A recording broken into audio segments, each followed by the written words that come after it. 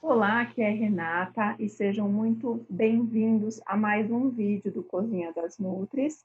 Estou mais uma vez reunida com as minhas amigas e parceiras do Cozinha, Mônica Beruti e Patrícia Cruz. Tudo bem, meninas? Oi, Rê! Oi, Pati, tudo bem? Olá, meninas, tudo bem com vocês? Muito bem, tudo ótimo. Bom, hoje nós vamos falar sobre um tema muito importante, que é o consumo de gordura, né? A gente sabe que a gordura ela é importante para o funcionamento do organismo, ela é fonte de energia, ela é importante na absorção de vitaminas lipossolúveis, ela também é importante na produção de hormônios, né? Tem diversas funções. Mas hoje existe muito mito em relação aos tipos de gordura, alimentos que têm gordura e esse consumo. E aí a gente tem aqueles pacientes que têm super medo de consumir gordura, né? Não quer consumir nada. E, por outro lado, tem aqueles que acham que não, que podem consumir qualquer gordura em qualquer quantidade. Então, hoje a gente vai falar sobre tipos de gordura, os alimentos em que a gente encontra essas gorduras, prevenção, tratamento de doença. Bom, vamos começar do básico. Quais são os tipos de gordura? Em que alimentos que nós encontramos, né? Para dar uma geral aí para o pessoal que está assistindo. Então, gente, vamos lá. Eu vou falar primeiro, a gente tem o tipo de gordura, gordura saturada, que é aquela gordura que a gente fala que faz mal para o coração, né? Que aumenta o risco de doença cardiovascular. Então, quais são os exemplos desse tipo de gordura?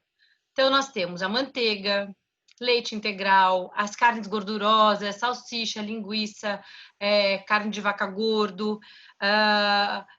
E tem dois tipos de gorduras, de alimentos que têm gordura saturada, que não são de origem animal. E eu vou falar um pouquinho de cada um, tá? O primeiro deles é o óleo de coco. Então, assim, o óleo de coco aí entrou em moda, e o maior argumento que se teve para incentivar o uso do óleo de coco é que ele era composto principalmente por ácidos graxos de cadeia média. Para quem está assistindo a gente não sabe o que é ácido graxo é que nem se fossem os tijolinhos que se juntam e formam a gordura, tá? Então, o óleo de coco ele foi incentivado a ser consumido por se dizer que ele era composto principalmente por ácidos graxos de cadeia média, né? E que aí eles teriam um papel muito mais importante na geração de energia do que na síntese de colesterol. Portanto, quando a gente fala do óleo de coco, ele é composto 50% da sua composição, quase metade da composição do óleo de coco é formado pelo ácido graxo láurico, que ele é um ácido graxo sim de cadeia média, mas ele é metabolizado de forma semelhante a um ácido graxo de cadeia longa. O que é o ácido graxo de cadeia longa? São aqueles tijolinhos que formam a gordura saturada e que aumenta o colesterol, que vai fazer mal para o nosso coração, tá? Vai aumentar o risco de doença cardiovascular. 25% desse óleo de coco é formado por ácidos graxos saturados, que são de cadeia longa, né? Que são o mirístico e o palmítico, mas senão ninguém precisa decorar. O importante de saber, o que a gente tem que saber do óleo de coco que é importante, gente, é que o óleo de coco ele não deve ser visto como uma gordura saudável, principalmente para as pessoas que têm risco ou maior risco de doença cardiovascular. Combinado? O segundo tipo de gordura saturada de origem vegetal é o cacau.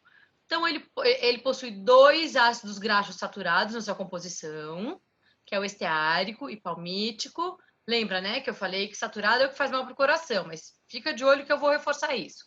E quase 40% é formada pelo ácido oleico, que é uma gordura monoinsaturada, que eu vou falar já já sobre ela, e que é boa para o coração.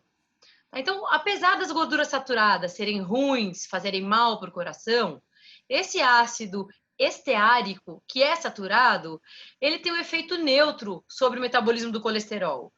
Então, o cacau não é, apesar de ser uma gordura vegetal e saturada, ela não é ruim para o coração. Tá? Então, óleo de coco é ruim, cacau não é ruim. Então, a gente falou da gordura saturada. Segundo tipo de gordura são as gorduras insaturadas. E elas são divididas em duas. A gente tem as gorduras monoinsaturadas, que como exemplo, é um exemplo que todo mundo conhece, né? Que é o azeite de oliva, o abacate, as sementes oleaginosas, a azeitona. Tá? Então, todo mundo fala, a azeitona engorda se eu comer muito. Gente, se comer muito, só se você comer um vidro. Se você comer um pouquinho, colocar na salada, ela não vai fazer mal. Você vai colocar um pouquinho de gordura monoinsaturada aí na sua alimentação.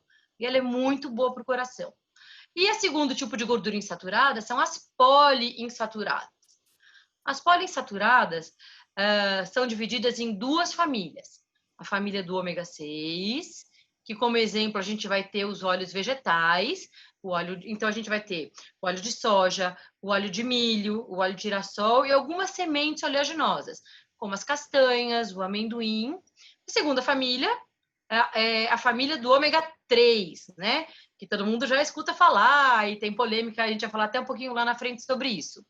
Como exemplo, a gente tem os óleos de peixe, a gente tem a semente de linhaça, a semente de chia, e a gente tem o salmão e a sardinha, né? A gente, brasileiro, pode comer muito ômega 3 na sardinha, e ele desconhece isso. Então, é um alimento bom, é um alimento com um preço bem acessível.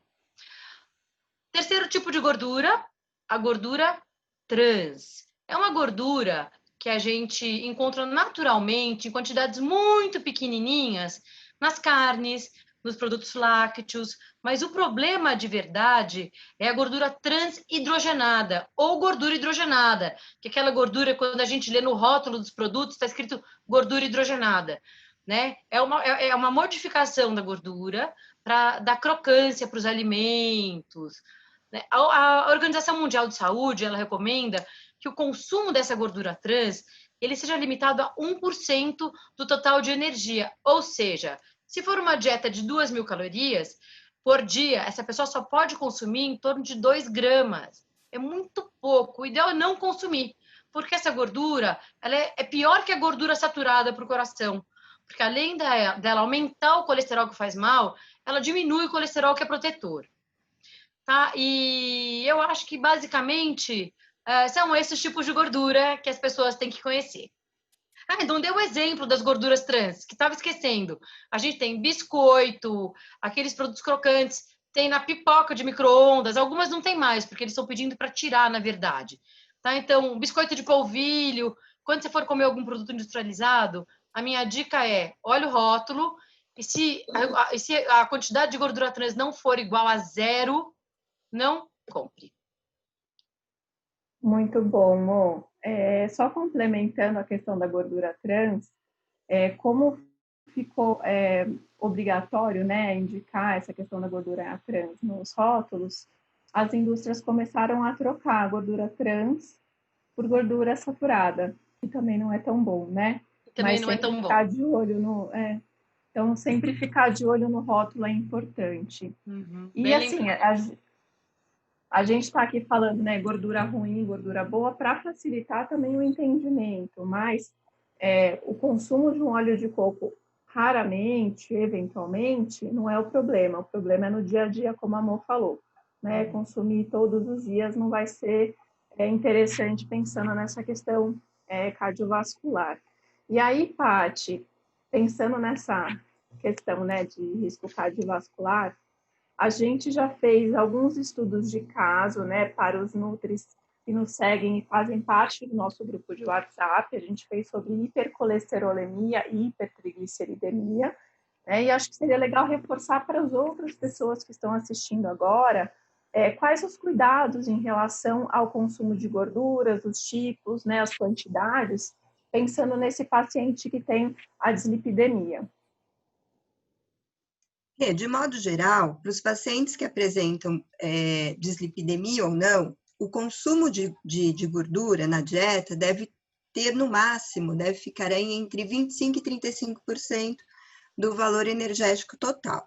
Isso para todo mundo. Entre a hipertrigliceridemia e a hipercolesterolemia, tem algumas particularidades.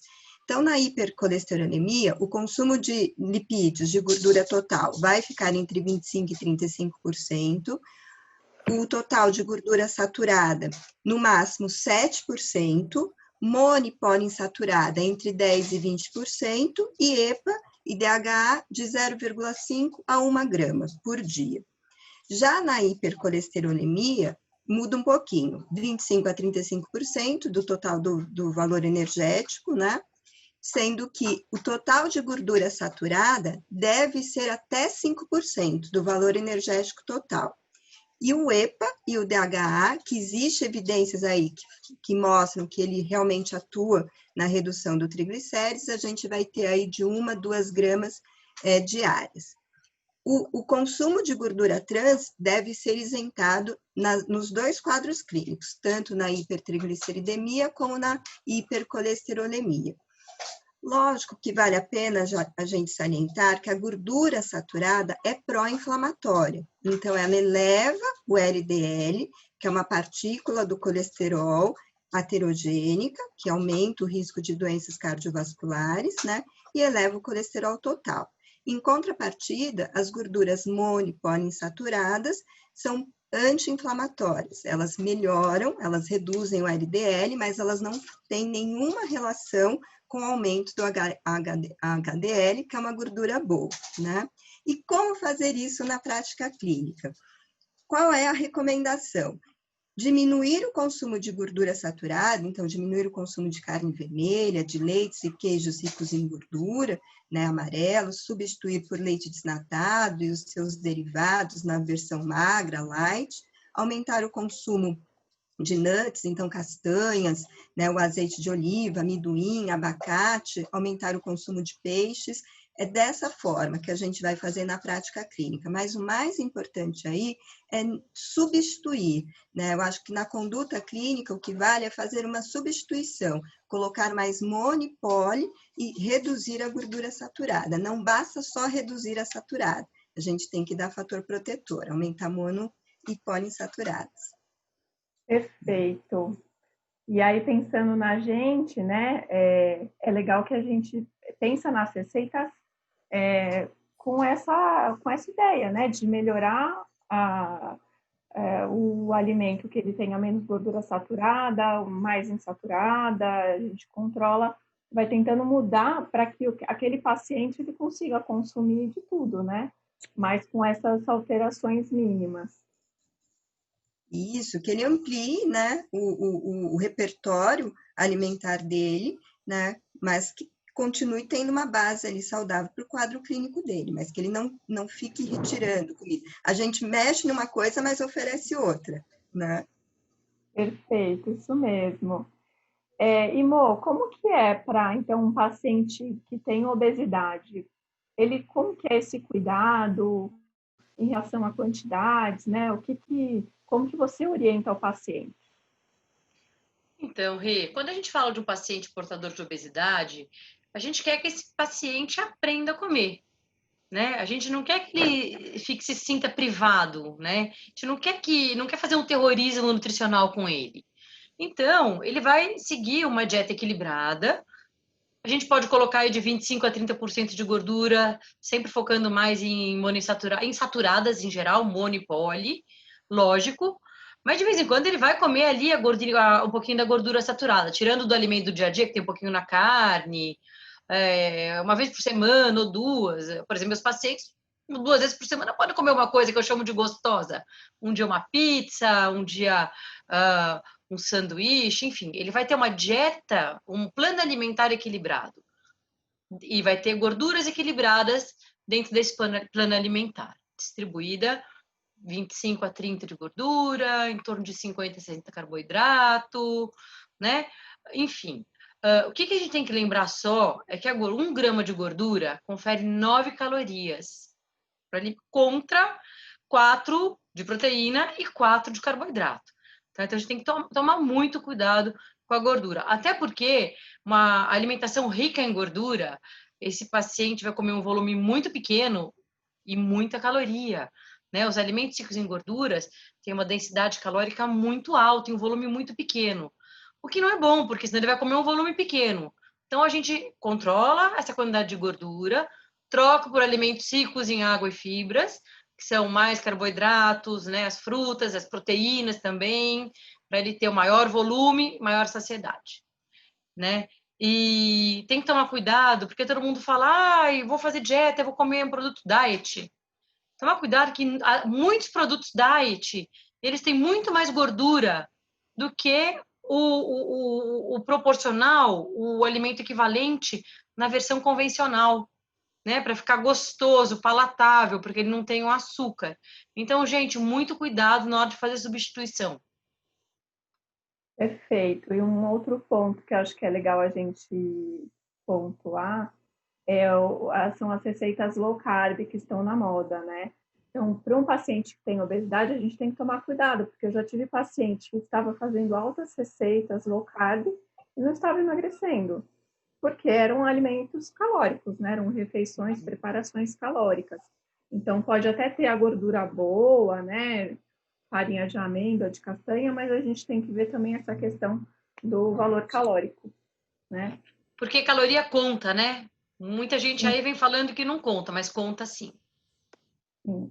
Para a obesidade, a gente já falou que conta qualidade e quantidade, né? Isso mesmo, Rê. E, Paty, pensando então agora no paciente portador de diabetes, né? Então, até aquela pessoa que ela acabou de ter um diagnóstico de pré-diabetes, diabetes, ela já sabe que ela vai ter que fazer um controle do consumo de carboidratos, açúcar, né? Ele pensava, vou ter que cortar o pão, a massa, não sei o quê. Mas muitos não pensam que eles também têm que ter um cuidado com o consumo de gorduras. Explica um pouco, né? Por que esse cuidado, como que a gente faz essa orientação?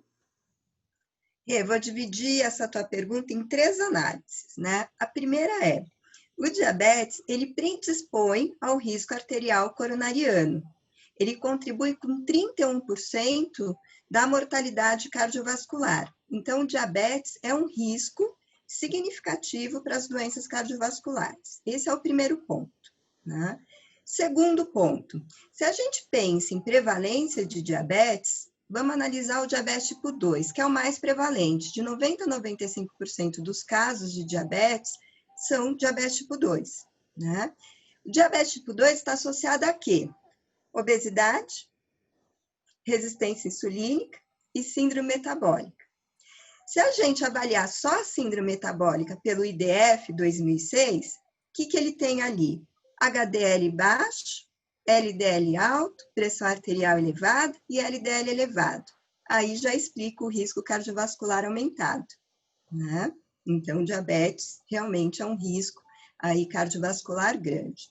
Segundo a Sociedade Brasileira de Diabetes, como que fica o consumo de gordura para essa população portadora de diabetes? Ela também deve se manter aí de 25% a 35% do valor energético total, né, de 25% a 35%, e gordura saturada 10%, e isentar a gordura trans.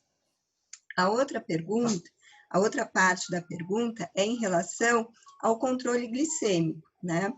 A maioria das pessoas pensam que o maior controle precisa ser feito pelo carboidrato. É óbvio que o carboidrato é um macronutriente que tem maior impacto na glicemia pós-prandial, mas a gordura também vai impactar na glicemia pós-prandial, só que ela tem um efeito tardio. Esse efeito ele é em torno de 2 a 8 horas após o consumo da refeição, em média 4 horas.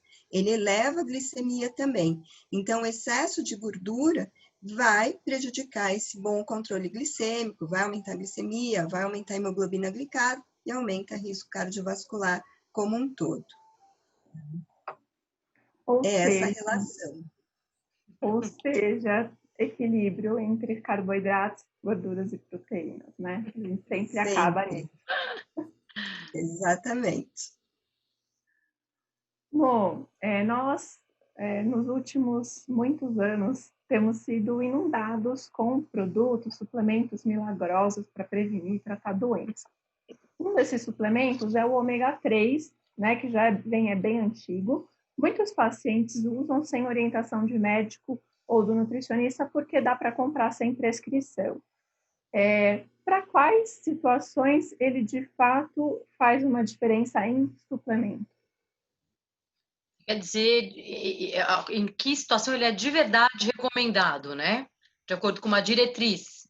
Isso mesmo, isso aí. Então, no caso dos portadores de hipertrigliceridemia, se ele apresentar triglicérides maior ou igual a 500, nesse caso existe uma recomendação de 2 a 4 gramas de ômega 3 ao dia. Tá? Mas hoje, como você falou, ele é utilizado em muitas situações, que não existe uma recomendação formal, mas existem alguns estudos, talvez não muitos, que possam mostrar algum benefício, né? Em muitos casos. Tá certo. E realmente é estudado para depressão, para doença de Alzheimer, até para hipercolesterolemia, mas de fato o que é recomendado suplementar além do que já é consumido na alimentação é só para a hipertrigliceridemia mesmo. Uhum. E, Paty, nessa ideia ainda de milagres, a gente tem ouvido muito falar sobre dieta anti-inflamatória para tudo. Eu queria que você desmistificasse essa dieta anti-inflamatória e falasse sobre a relação das gorduras na dieta. O que é dieta anti-inflamatória? Né? No meu ponto de vista, dieta anti-inflamatória é o que a gente já orienta há muito tempo.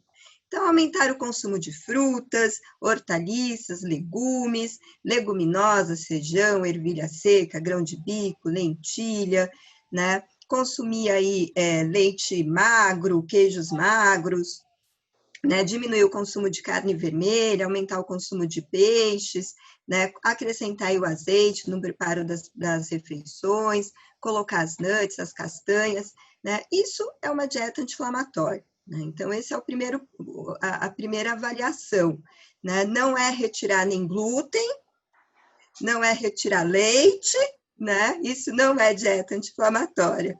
Essa dieta anti-inflamatória, né? Essa que eu acabei de falar, que melhora aí o perfil de frutas, verduras, legumes, né? Coloca os grãos, os cereais integrais, arroz integral, aveia. O que ela vai fazer? Ela vai melhorar, vai aumentar a proporção entre gordura monoinsaturada e saturada.